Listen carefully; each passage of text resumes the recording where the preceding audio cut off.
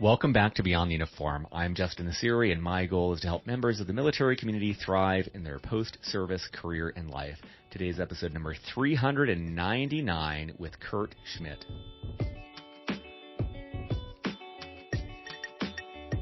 Kraft led me to Wrigley when I was in Europe. Wrigley led me to back to Kraft. Kraft led me to Australia for Kraft. I read Kraft General Foods Australasia. Then I met a guy from Novartis who said, how would you like to run a global pharmaceutical business, animal health? Went to there. That led me to Novartis, owned a little company called Gerber Baby Products. You might know it, the Gerber Baby Food Company. And they needed a CEO to get it ready to sell in a few years. So in 2004, I came back to the U.S. to run the Gerber Baby Products Company. And I sold it to Nestle. And lo and behold, I was going to leave Nestle, on a change of control. What's called a change of control. And then Nestle said, we really like it, Kurt. How would you like to run the global nutrition business out of Vevey, Switzerland? And I said, okay, but I'm not moving. And they said, okay, we don't care. We'll get you an apartment in Montreux, which was really tough, Montreux, Switzerland, right above the Jazz Festival. And I did that for a while. Traveled 1 million miles in 1 year. Well, my guest today is an absolute rock star. There's a couple of reasons to listen. First of all, he started his career in marketing. He has been at the helm of companies, or very senior at companies, including Kraft Foods, Wrigley's, Novartis, Nestle, the Blue Buffalo Company. He is on the board of Campbell Soup. He took Blue Buffalo public. He was the head of Gerber when it was acquired by Nestle. He has an incredible history, and part of his advice is just focusing on the job in front of you, not having a sense of where you want to go, but not planning out every step and just knocking out of the park whatever job you're working on. Tons to learn from his description of his previous jobs. His current role is at the Kronos Group, which is in the cannabis space. They do $50 million in sales, $1.2 billion in cash. It really speaks to the credibility of this as an industry, why veterans may consider it as a career path, and just hearing what it's like after decades of being at the helm of very large companies, what it's like to take a more entrepreneurial twist and be at the helm of a very, very relatively small company. As always, at beyondtheuniform.org, you'll find show notes with links to everything in this episode we discussed, as well as 398 other episodes just like this one. So with that, let's dive into my conversation with Kurt. Well, joining me today he is in Hilton Head, South Carolina. He travels quite a bit, but my guest is Kurt Schmidt. Kurt, welcome to Beyond the Uniform. Thank you. I want to give listeners a abbreviated bio for Kurt, and you really do have to abbreviate Kurt's bio because he's got such an impressive background. He is now the CEO of the Kronos Group, which is an innovative global cannabinoid company with international production and distribution across 5 different continents.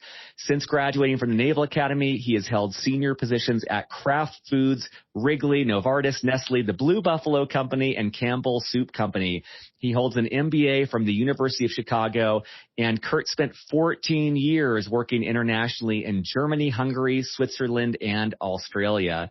So, Kurt, we'll start with where we're at right now, and we'll kind of work our way back. But let's just say that, later today you're wandering around, you bump into another academy grad, and they say, so, Kurt, what is it that you do for a living? How do you explain that now? Yeah, I tell them I do a bunch of different things. So, as you mentioned, I sit on the Campbell Soup board. So I'm a board member there and on their governance committee and their COPS committee. I'm also an investor in a couple of business, a company called Parabel, which is a unique company in protein replacement, actually dairy replacement using water lentils, harvesting water lentils. I'm also an investor in a company called Rip Van, which is a little confectionery company that makes Dutch waffles, if you know what that is. And then I am the president and CEO of the Kronos Group. So Kronos Group is a cannabis company. It's on the TSX and the NASDAQ. It has a couple of strategic partners, one of them being Altria, which has around 40% of the company.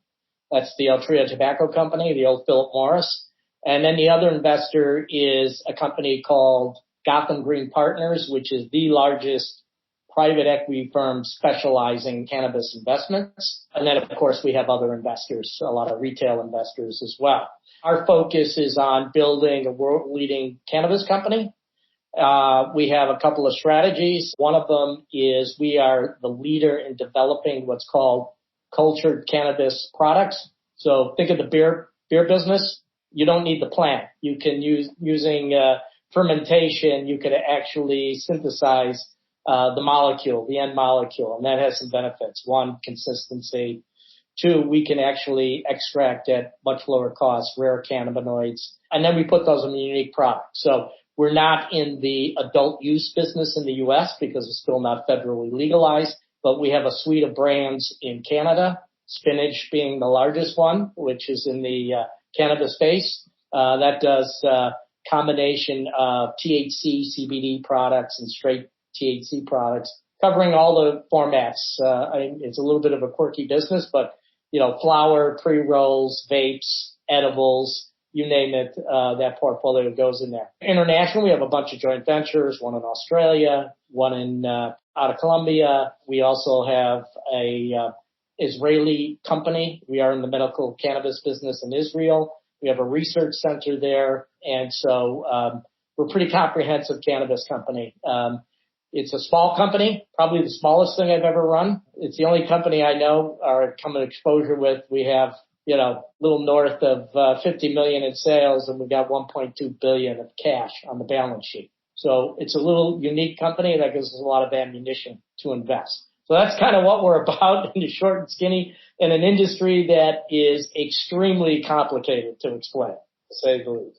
Well, that's one thing I wanted to ask about is this is a relatively new industry, and we've got you, and I think that every listener, even those on active duty, probably recognizes half of the companies that you have held senior roles at, so they know that you have a very credible background. You mentioned Altria. You mentioned, I forget the name of the private equity group.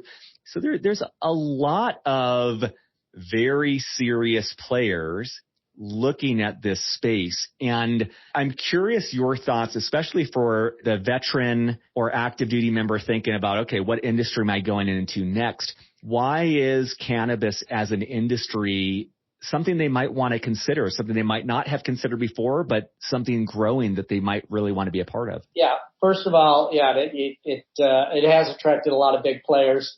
The largest cannabis company, Cannabis Growth, is the major shareholder is Constellation Brands, which is the private family-owned alcohol business out of the U.S., out of Rochester. So there's a lot of money in this industry. The scale of this industry and the growth rate, there's very few industries you can invent anymore. I mean, the last time was high tech. But this industry alone in the U.S. on the legal side is $40 billion, projected to get to $100 billion. Globally, Europe is projected to be $100 billion someday. So we're talking about an industry that over the next 20 years could be $100 billion plus industry. To put that in context, I took a pet food company public. Pet food has been around for ages, right? And that industry worldwide on the food side is around 75 billion, 80 billion. So the scope of the business is gigantic. The second one is it's professionalizing, right? This is not a bunch of guys running around in Grateful Dead t-shirts. So it is a pretty professional kind of business. And the future of this business really looks at it like alcohol, like any other CPG, consumer products company, that's marketing unique brands and innovation and bringing unique products to consumers. So it really has the look and feel. And what our belief is, our hypothesis is that someday this will be like a Nestle, right? It'll be a CPG company industry of large note. So that's the attraction of it. It's also to do something completely different. If you're adventurous, it's crazy. So it's not as established as I started at Kraft, right? Kraft's been around since the 1920s, right? So established business.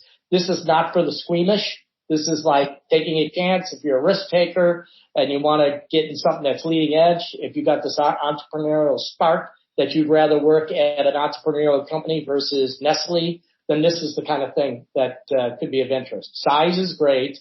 Opportunity is great. And you can have an opportunity to evolve with an industry. So that's one of the things that for listeners, I found Kurt on LinkedIn and reached out to him cold. He was gracious enough to accept the email. One of the things that intrigued me is I feel like in the 398 other interviews I've done, I often talk with people who leave the military and they go to a big company, or they leave the military and they start a company.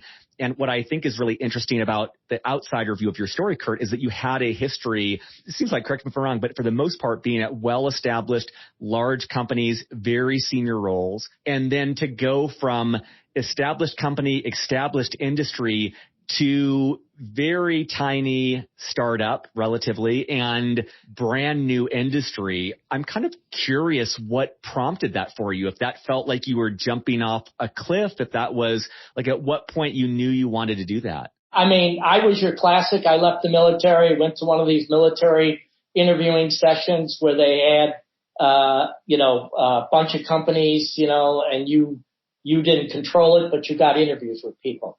So I came out of nuclear submarines, so most of them were like Booz Allen and people like that. But my last interview was with a guy from Kraft. And I came in the room, he was the head of HR, and he looked at me and said, "So, Kurt, what do you know about marketing?" And I looked at him and said, "Is that like sales?" And he laughed, and there was magazines on the coffee table, and said, "Okay," opens up the magazine, and there was an advertising ad in there, and showed it to me. He goes, "What do you think of this ad?" And I don't know what I said, can't remember, but they must have liked it because they invited me back. So the first point in my career is I've always taken a path that was a little different. I looked at it, what's the opportunity? So then I end up in Chicago and I meet the management team there. And the reason I took the job is it seemed like the oldest person was like 40. Everybody was young, dynamic, and going. I said, I don't know doodly squat about marketing. I know an organization seems to know where it's going to go. So that's what I did. And it also paid the most of all the offers I had, which, is not I have no shame in admitting that either. But, that's how I did it. I worked my way up Kraft. And then I had another turn. I got an opportunity to go to Europe. I met my wife of 31 years now, but I met her at a Kraft conference, and she was an R&D scientist. German, from Munich, from the German headquarters, and we met, got to like each other, and I got this idea, well, maybe I got a promotion, but I turned down the promotion, asked if they could get me to Europe. My boss said, hell, I don't know, I'll talk to the European head. Got lucky. They were just reorganizing Europe. They needed somebody for marketing, global marketing in Europe in advance of what was called EC92, where Europe was changing. Got there. It was supposed to be for 2 years, and I spent 14 years. And I worked for Kraft. Kraft led me to Wrigley when I was in Europe. Wrigley led me back to Kraft. Kraft led me to Australia for Kraft. I read Kraft General Foods, Australasia. Then I met a guy from Novartis who said, how would you like to run a global pharmaceutical business, animal health? Went to there. That led me to Novartis, owned a little company called Gerber Baby Products. You might know it, the Gerber Baby Food Company. And they needed a CEO to get it ready to sell in a few years. So in 2004, I came back to the U.S. to run the Gerber Baby Products Company, and I sold it to Nestle. And lo and behold, I was going to leave Nestle, on a change of control, what's called a change of control. And then Nestle said, we really like it, Kurt. How would you like to run the global nutrition business out of Vevey, Switzerland? And I said, okay, but I'm not moving. And they said, okay, we don't care. We'll get you an apartment in Montreux, which was really tough, Montreux, Switzerland, right above the Jazz Festival. And I did that for a while. Traveled 1 million miles in 1 year because I was all over the place. A week in U.S., a week in Switzerland, and 2 weeks somewhere on the planet. Was getting burnt out, and I had a buddy. That's why networking, by the way, is extremely important. Networking is critical. I had a buddy who was a big headhunter at a recruiting thing and had this assignment on Blue Buffalo, or his office had the assignment. And he said, you know what, you should talk to Kurt. I don't know if he's still happy at Nestle. He's on their executive committee, but it sounds up like he'd lie.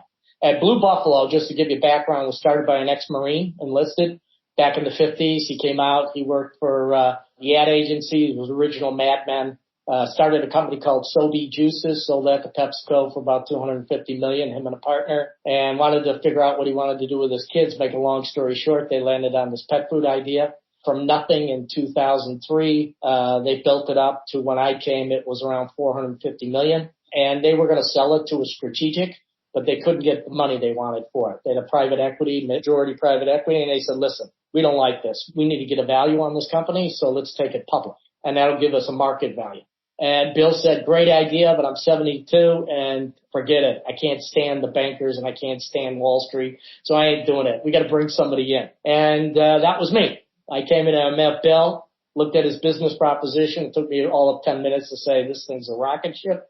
I got a piece of the company, got to take it public. We went public back in 2014. It was highly successful, one of the best CPG public offerings on the market. And then eventually in 2017, it got bought by General Mills for $8.1 billion. So here's a company started from zero to $8.1 billion. Needless to say, the private equity firm, which was the majority owner, did very, very, very well. The Bishop family did really well. And I didn't do bad either. So that's how these things happen. Most of them are developing yourself, being prepared, having radar open, networking, and being able to seize the opportunity, right? And sometimes I did something that initially didn't seem like was a dumb decision, but in the long run was a really good one. So that's kind of where careers don't just, some people plan them, very few.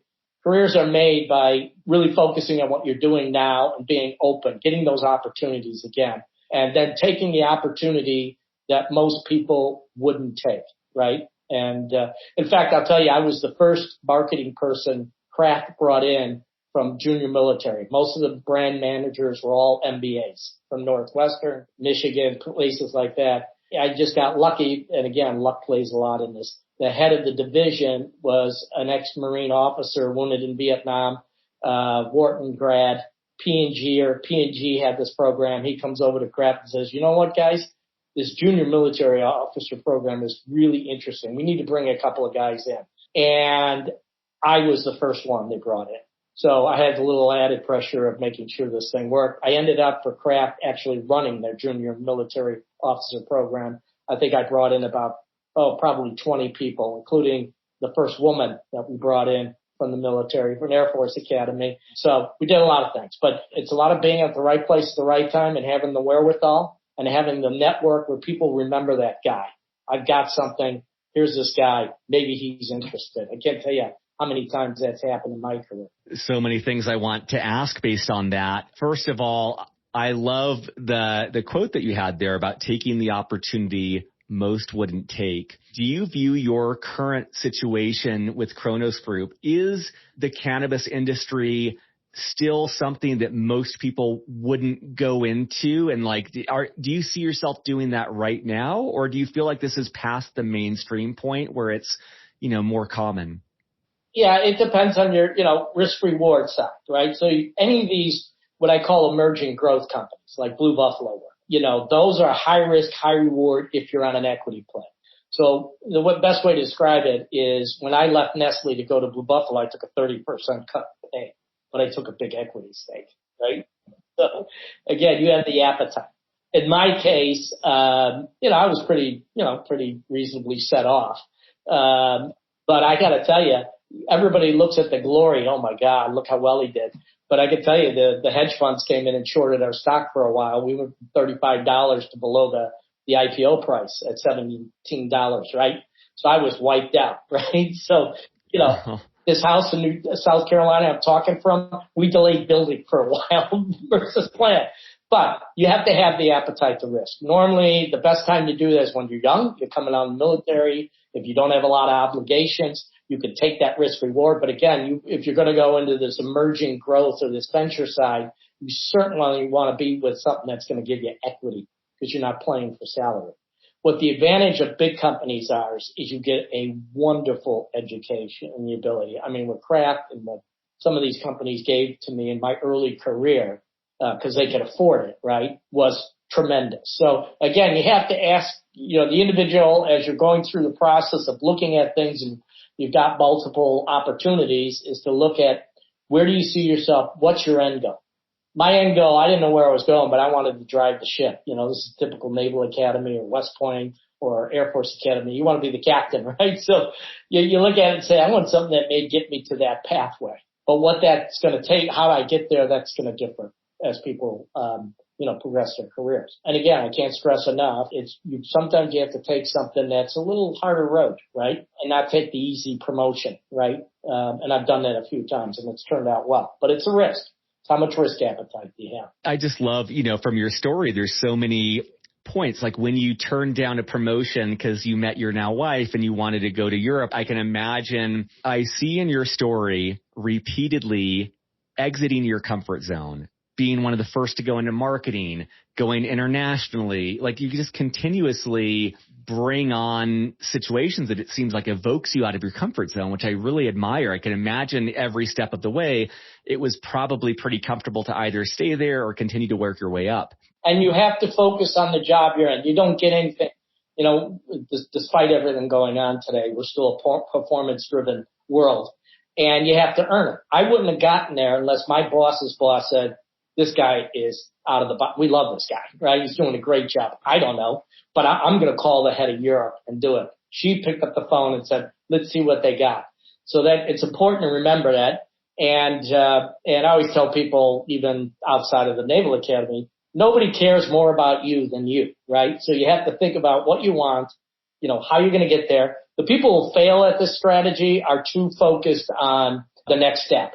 They're always these next step. They're not happy in the step they're in. They're always 3 steps ahead, right? And you've got to have a plan, but remember, nobody's going to do anything unless you deliver on what you're doing now. That opens the door for you. And be willing to admit failure. I mean, I've left some things because I did some things and I left Kraft to go to Wrigley because what I did at Kraft I wasn't happy with. I wanted to cut my losses quick, and there comes Wrigley saying, we're going to give you this job, right, in Munich. And okay, great. So I'll do that. So you're going to have failures. It's not a continuous upward curve. It's more of a ramp function. You go up, you kind of plateau, maybe a little down, and then you go up. And so you have to have a perspective on your career. And, they're always, I'm not a superstar. There's always the exception of these guys who don't seem to ever have failed at anything, right? That's the 1%.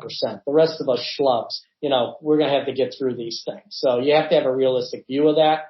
And I think that can really make your career and open some things you might not have thought you could get. I love that. And I had that in my notes when you said it earlier, the importance of focusing on the task at hand. And 200 episodes ago, I interviewed Steven Reinemund, who a decade ago was CEO of Pepsi. And he said the same thing, which is really coming out of your interview, is like focusing on the job. It wasn't always about looking ahead. It was, I'm going to do the best job at where I'm at. And I especially like that because I feel like so much today is about everyone has a side hustle, which there's nothing wrong with that. But I feel like oftentimes for people, it comes at the detriment of whatever their main job is and really knocking that out. And like you said, you got these opportunities because your boss loved you, because you were doing such a great job in your role. So I think that's such great advice and practical advice for our listeners, no matter where they're at right now, to just do their best work. And that generally leads to more opportunity. Absolutely. And it may not be where you are because let's face it, your career, like I said, there are those people that can move up, one channel, one company, one career and get there, but they're far few between. You're going to be taking steps and you're investing in yourself, right? You don't want to take a job where you say, if I do this well, will anybody care, right? Again, sometimes I tell people, think of you as a brand, right? And how do you develop that brand? And if you do that, then you get a broader view and broader things come to you. So I've had some instances where sometimes I volunteered for things that nobody else wanted to do. But I said, oh, geez, if I do this well, and this really is a cross-functional thing, this will be noticed, right? So, you have to take some of those. It was a crappy thing. I really didn't want to do it, but I did it. And it turned out to be a gold mine. What got me to Europe. That's awesome.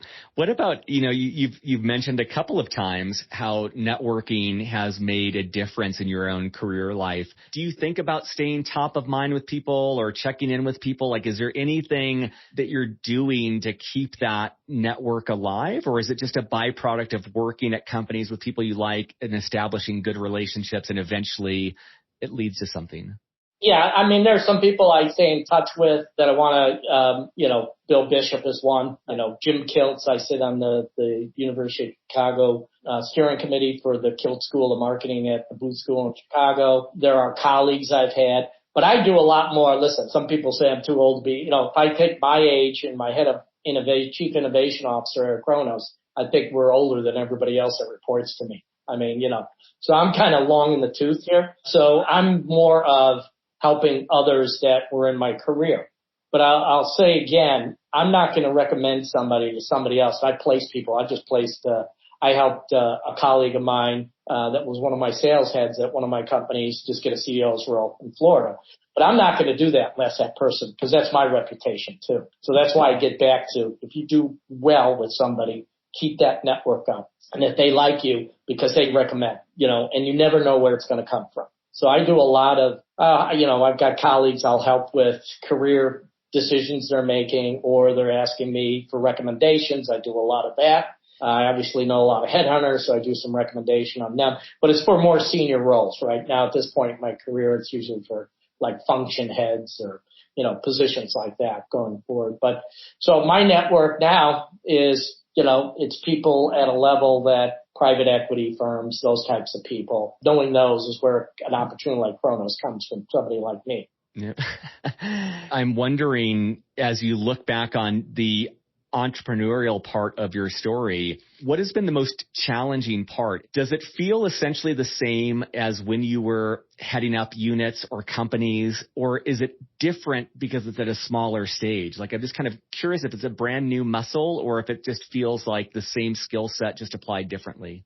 It's a different skill set at times because, big companies like the military, you got somebody that does everything, right? You got an office, you got a secretary, the boss has 50 people under him. I used to tell people coming into Blue Buffalo from big companies, one of the things you're going to have to get used to is, at Nestle, I had an office in Switzerland. I had my old CEO's office in Gerber in New Jersey. I didn't ask for this, they just gave it to me. I used a secretary in New Jersey. I had two in Switzerland because one, separation of duties, only did travel and things like that.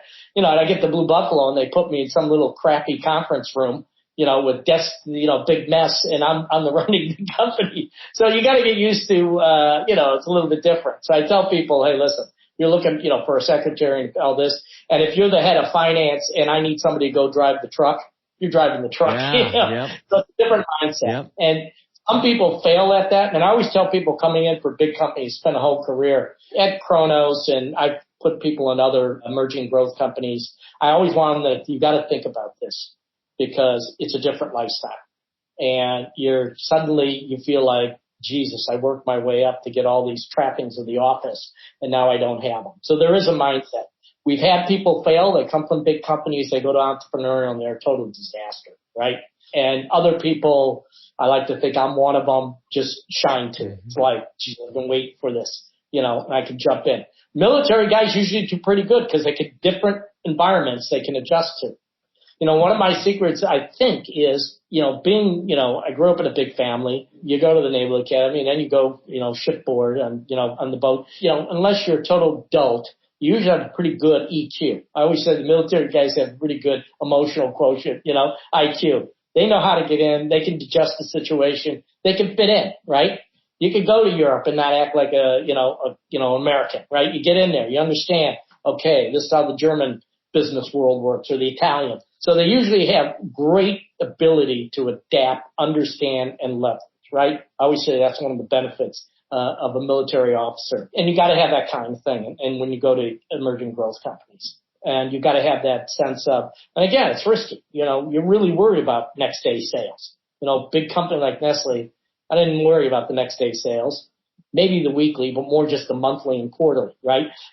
But this company, our biggest chart at Blue Buffalo, we showed all the employees every week was the weekly sales. We had it from 2003 all the way to I left at 2017. Wow. Because that's what it's about. Wow. I was selling more to consumers. Wow.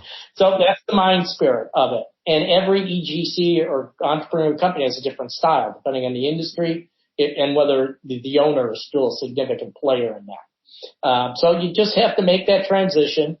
People, I've always told them, really pay attention when you interview and you're looking at something. They're interviewing you, but you got to be checking this out. You got to say, am I ready for this? Do I understand it? What's a day like? How does the thing work? So you get a sense of this is what it's going to be like. So you don't come in there and say, oh my God, what did I get myself into? Right? That kind of feeling.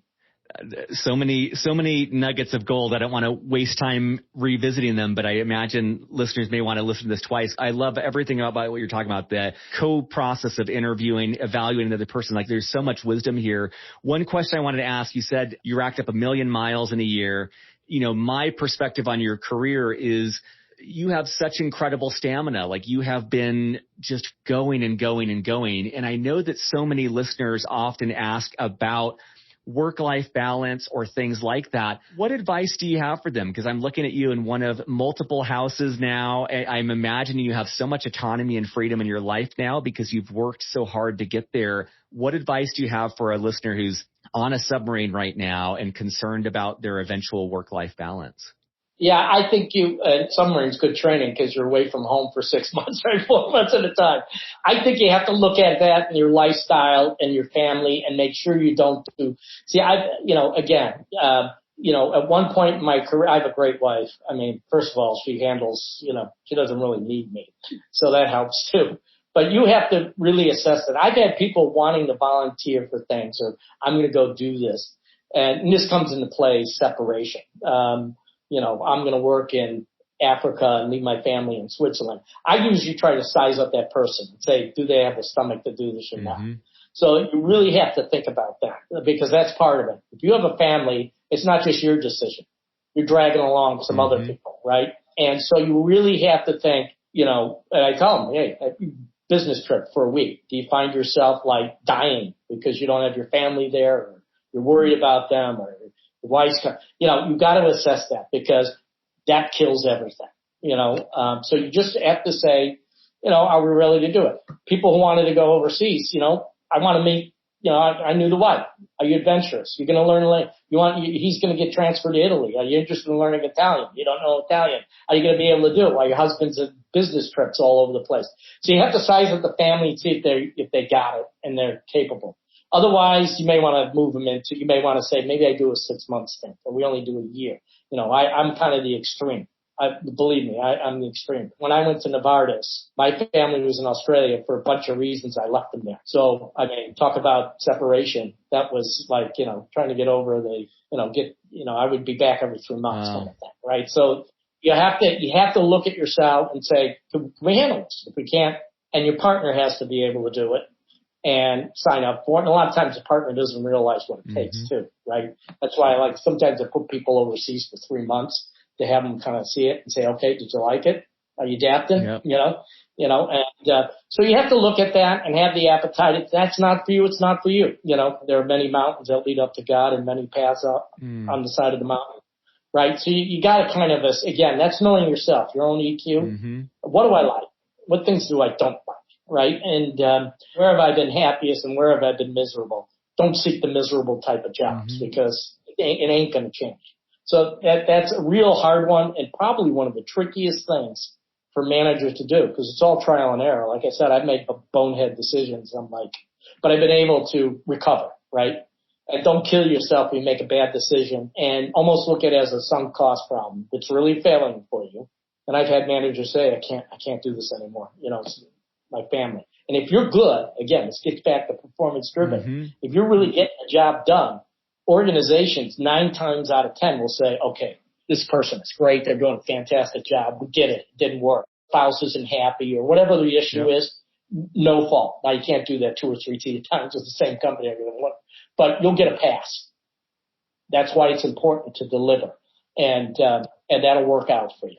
I love that. What about, I'll ask the same question in a second for Kronos, but I'm aware that we haven't really covered the ground on the show before around on the board of Campbell's. We haven't really talked about what that looks like. And could you just paint a picture for listeners who might not be familiar with the way that a board of directors operates? Like, what does that look like for you? Is it a quarterly meeting? Are you how does that impact your yearly life? Yeah, the board meetings, and then there's COVID, which changed it a bit.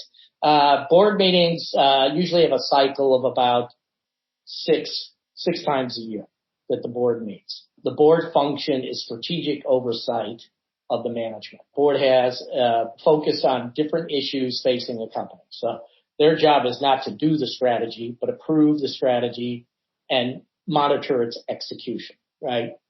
Its ability is making sure that you have a robust succession planning system and that you have the right people at the senior leadership. So there's oversight of the talent, of the senior talent. Mm-hmm. So that's what a board, the way to describe a board to people is always a board member, it's nose in, hands out.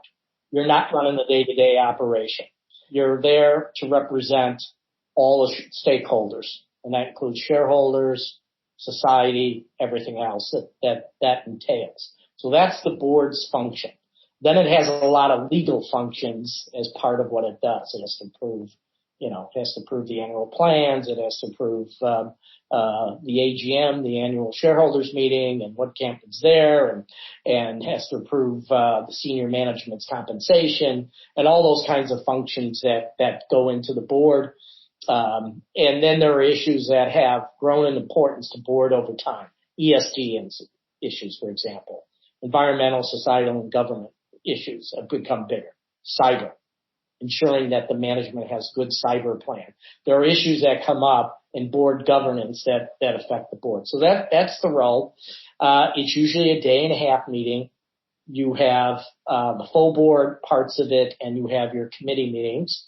You have an audit committee, a finance committee, a governance committee, comps and ben committee.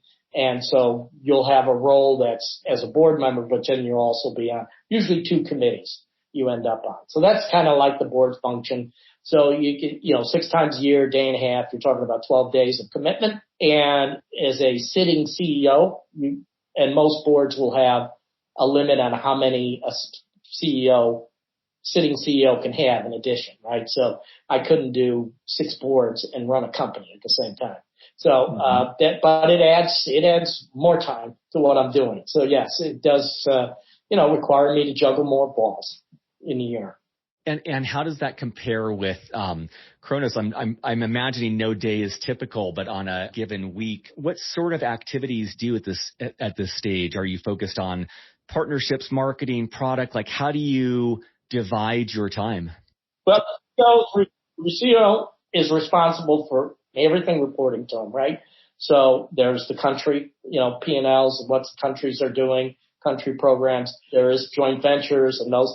The CEO is involved with running the ship. So all the department heads, to use an analogy, are reporting them. But the CEO has to delegate, but overall is responsible. If you run that boat aground, they're not going to go after the division head of the electronics division or the DCA. They're going after you, So it's total responsibility for the running of the company. And that is what the company does, setting the strategic board strategy for the company. And then I have a board at Kronos, getting the board approves that.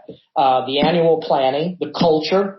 The CEO has a big role in making sure that we're living the culture of the company, the care and feeding of the organization, making sure we're really developing our people, a performance-driven mentality, all the things involved on the people side. And then it's handling stakeholders, right? We have shareholders. The shareholders want to talk to me. Sometimes not very nicely, depending on how we're performing. But you have the stakeholders, and they're stakeholders within shareholder base, the consumers, there's our retail customers, there's government, all these stakeholders. The CEO has the principal role of managing and keeping that going in the right direction. So the best analogy, it really is, it's the captain of the ship of this. Now, it could be a whole squadron if it's something big like Rhino from PepsiCo, or it could be something smaller like Kronos. I'm also always curious, are there any resources that have helped you in your career? That could be a book, a conference, podcast, a movie, anything that's helped you that you would recommend to our audience? I'm not big on books, although I read tons of business books when I got out of the military. But I can't remember any of them, to be honest with you. Mentors are really good. Mentors are good. Mentors, somebody who believes in will get you in the right position. And, I was very lucky. I didn't know a lot about marketing. My first boss, she was great. And I can remember coming in, I was so afraid. Okay, I'm not on a submarine anymore. I got to watch my language, right? And Cindy McCarthy, who was my brand manager, I was an assistant brand manager. First meeting I had with her, something was happening. She got a call on her, and she was swearing like a truck driver. I'm like, okay, this will work out great. But she really knew marketing. She had really good branding, really good insights. And she taught me. She brought me in on things and said, here's how I'm looking at this thing. This is what we're doing. This is how we think about it. I know this is not engineering. This is emotional and other stuff. But I learned a lot from that. I had great mentors along the way. People that really took an interest in me and wanted to get with me. Bill Bishop. I mean, I'm still learning. I'm 64. He's 74. Probably the best marketing mind I ever met. I learned a lot from Bill. I learned a lot how to run this guy's a serial entrepreneur, right? He owned his own ad agency, started Soviet Juices, Blue Buffalo. Learned a lot from him. And so that's what you have to do. And you have to be cognizant of that. Hey, what am I learning from this guy or her? What's she giving me? What can I learn more from? And ask that person to do more. Hey, I like what you're doing here. Can you explain that to me? I was not afraid to ask a lot of stupid questions, right? Because I came in from the Navy. I didn't know half this crap in marketing. I had what's this, what's that, and observe. The other thing I did is observe really good people, right?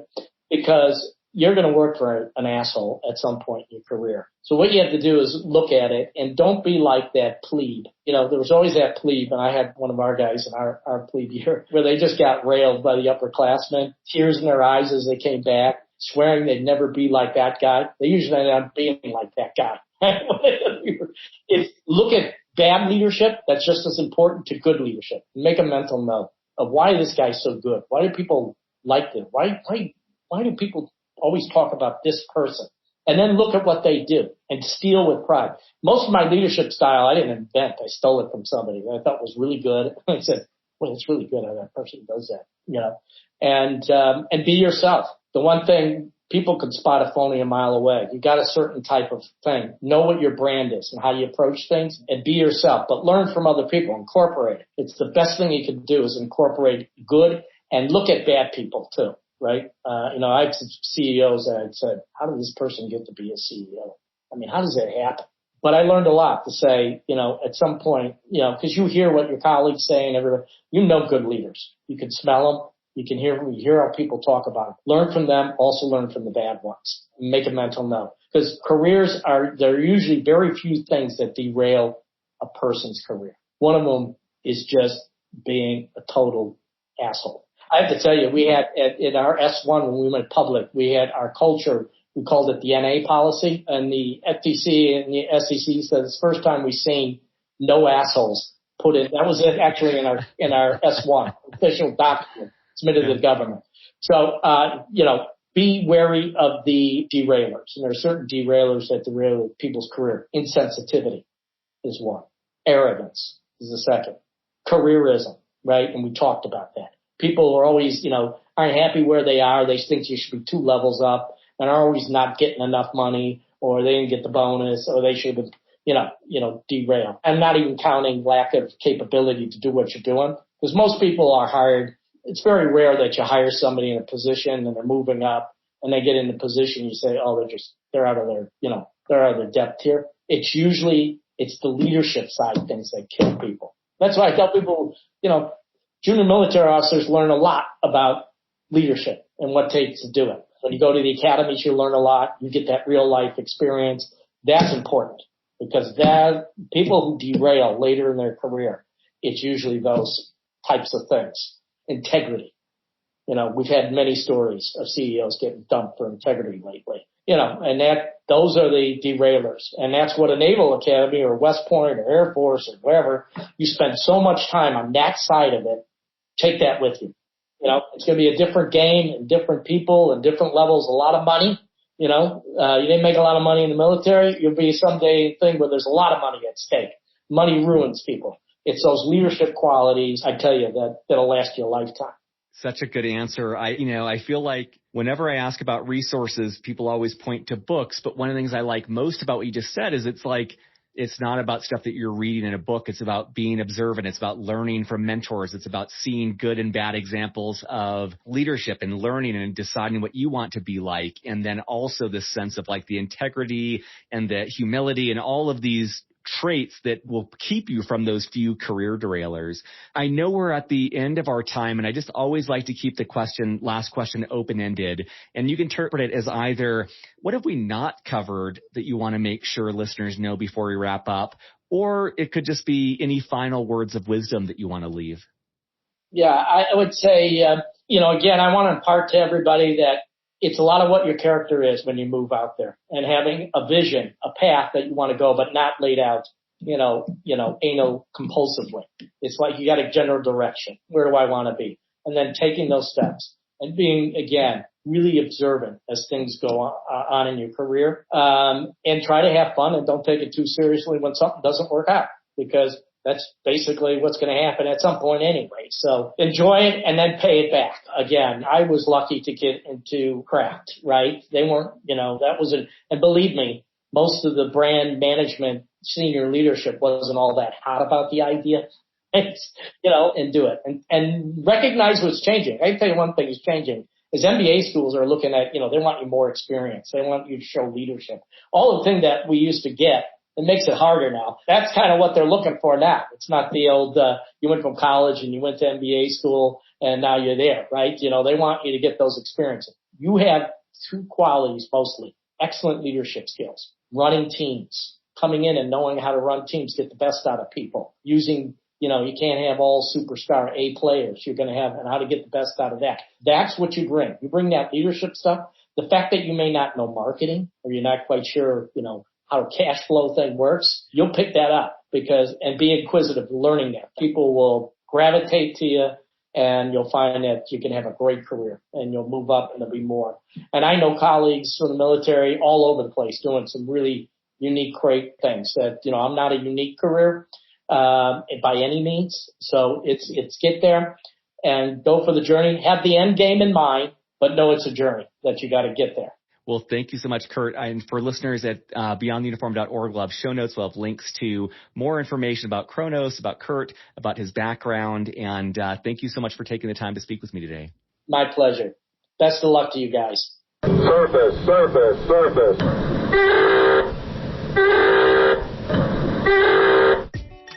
Beyond the Uniform is written and produced by me, Justin Asiri, with the help from our Chief of Staff, Steve Bain, our editor, Lex Brown, and our Head of Social Media, Janelle Hanf. We are an all-volunteer organization and would greatly appreciate your help in any of the following ways. First of all, spread the word. Beyond the Uniform has over 380 podcast episodes and 15 on-demand webinars, all offered for free. Help us spread the word on social media, at military bases, or whatever gets this resource in front of the men and women who need it. Positive reviews on iTunes go a long way towards this as well. Second of all, sponsorship. Beyond the Uniform relies on sponsorship to keep us going. There is so much more we'd like to do, but just don't have nearly the resources to do it. If you know of a company that would advertise in any way with Beyond the Uniform, please send them our way. Third of all, donations. If you're in a financial position to donate, you can find more information on the support section of our website. At our website, beyondtheuniform.org, you'll find over 380 episodes categorized by industry, functional role, and more. You'll also find both free and for-purchase resources that take a deeper dive on topics related to career growth. Thank you for your support as we aim to help members of the military and their families thrive in their post-military career and life.